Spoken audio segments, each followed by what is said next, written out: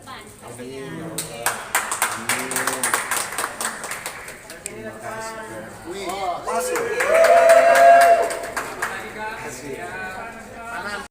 untuk mendapatkan gelar misalnya, untuk menjadi pintar. Kenapa kita bekerja misalnya? Untuk mendapatkan uang misalnya.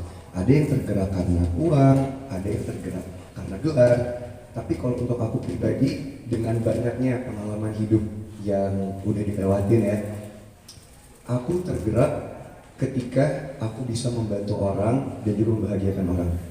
Dan itu mungkin adalah salah satu alasan kenapa aku milih ke dunia entertainment pada saat itu. Karena aku melihat, oh dengan aku main sinetron, misalnya aku masuk ke acara TV, banyak orang-orang yang bisa bahagia dan juga banyak anak-anak muda terutama yang bisa terinspirasi. Misalnya dengan apa yang aku capai, bisa apa yang aku lakuin dengan pekerjaan aku.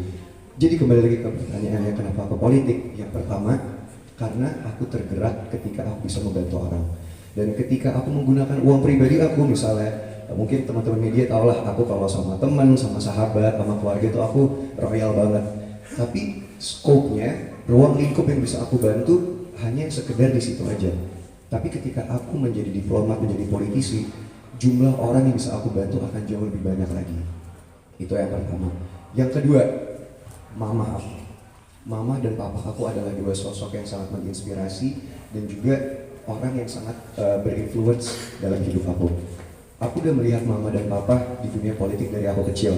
Kebetulan mama 10 tahun di DPR, papa adalah orang yang dulu membimbing mama masuk politik. Jadi dari kecil tuh aku udah melihat mama kampanye, mama turun ketemu sama konstituen-konstituen, mama bisa membantu banyak orang, dan di situ ada kebahagiaan tersendiri yang aku lihat bahwa ketika kita bisa berguna dan bermanfaat buat banyak orang, itu ada suatu kepuasan dan kebahagiaan tersendiri yang harganya tuh tak ternilai gitu.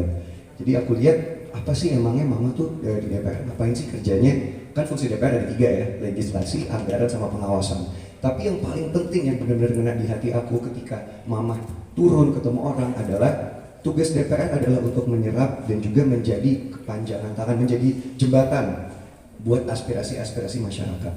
Dan aku merasa seperti yang Kak Putri bilang tadi, sekarang jumlah milenial sama Gen Z itu kita mendominasi. Kita 50-60%. Jadi alangkah baiknya kalau aspirasi-aspirasi dan juga keinginan-keinginan teman-teman aku yang seumuran aku, milenial dan Gen Z, itu bisa diwakilkan oleh orang yang juga milenial, yaitu aku. Dan yang ketiga, seperti yang aku bilang tadi, dengan aku di politik, aku akan bisa menyentuh hidup lebih banyak orang, membantu lebih banyak orang, dan aku rasa hal itu adalah yang membuat kedua orang tua aku bangga.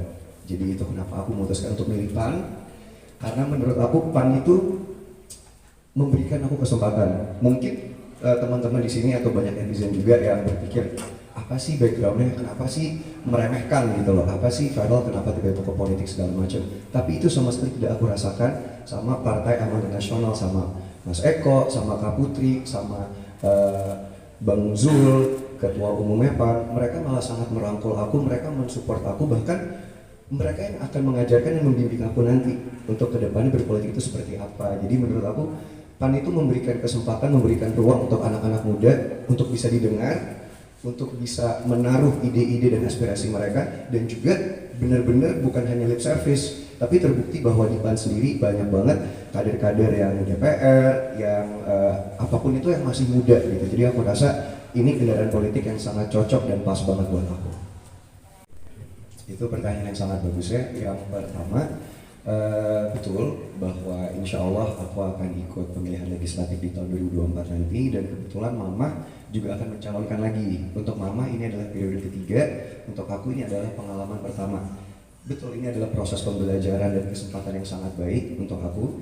Dan kembali lagi dengan pertanyaan yang kedua, kalau ditanya misalnya program-program apa yang kira-kira bisa aku usulkan, tentu fokus aku akan fokus ke milenial, ke Gen Z, dan juga ke ibu-ibu dan juga semua keluarga yang ada di Indonesia.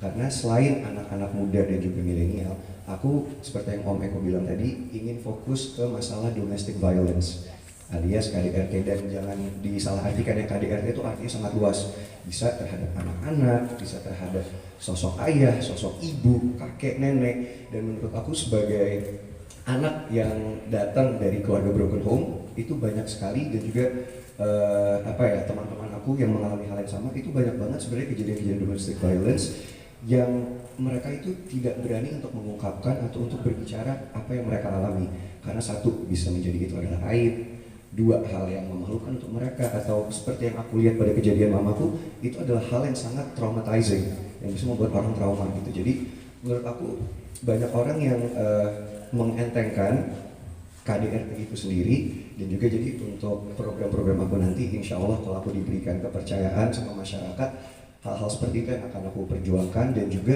kesejahteraan milenial dan anak-anak muda, supaya kita semua bisa sukses di usia muda dan diberikan kesempatan yang sama seperti orang-orang lain yang udah lebih dewasa atau berpengalaman. Ya, itu pertanyaan yang bagus sih Kak. Jujur, ini adalah salah satu crossroad ya, persimpangan hidup yang aku hadapin lagi, yang menurut aku agak-agak berat gitu. Dan ini aku udah mikirin ini cukup lama, udah sekitar setahun 2 tahun kebelakangan. Aku discuss sama papa kebetulan, Pak gimana Pak, kayaknya kan di entertainment yang seperti kakak bilang, kayak aku lagi menikmati banget, alhamdulillah lagi banyak pekerjaan juga gitu. Jadi untuk meninggalkan dunia entertainment dan keartisan tuh cukup berat buat aku. Tapi kembali lagi, aku banyak sharing sama orang-orang terdekat aku banyak merefleksikan hidup ini gitu. Sebenarnya apa sih tujuan hidup aku ini? Setelah aku main sinetron, aku bisa beli rumah, bisa beli mobil, terus berikutnya apa? Apa langkah selanjutnya ketika misalnya aku udah ada sinetron yang sukses, udah ada iklan, terus apa lagi setelah itu gitu.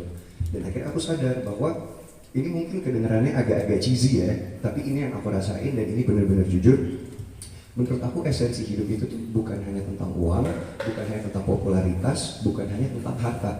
Tapi bagi aku, yang aku lihat dari papa, yang aku belajar dari papa aku adalah kita hidup itu sebagaimana kita bisa berguna dan bermanfaat buat banyak orang.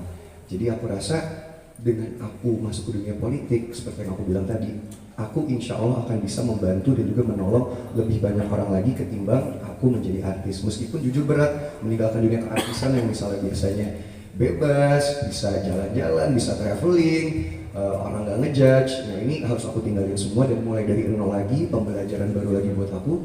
Cuman aku rasa itu penting, keluar dari comfort zone untuk mencoba hal yang baru, untuk diri kita bisa berkembang dan menjadi lebih baik lagi, itu hal yang penting gitu. Makanya aku memutuskan untuk terjun ke dunia politik. Oke, Farel,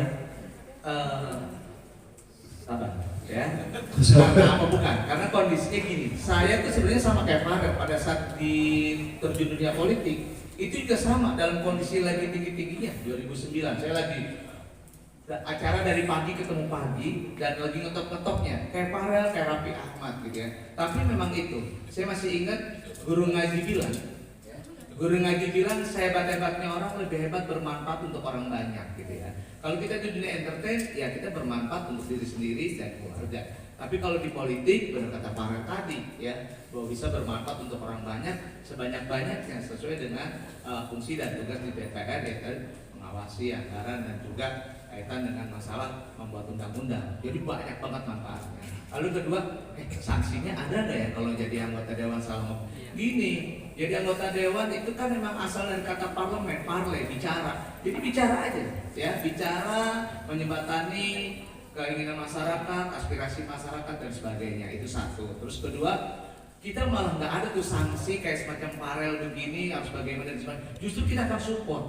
Karena jarang sekali anak milenial ya seusianya Farel seperti ini mau melek politik, mau tahu politik dan mau terjun ke politik.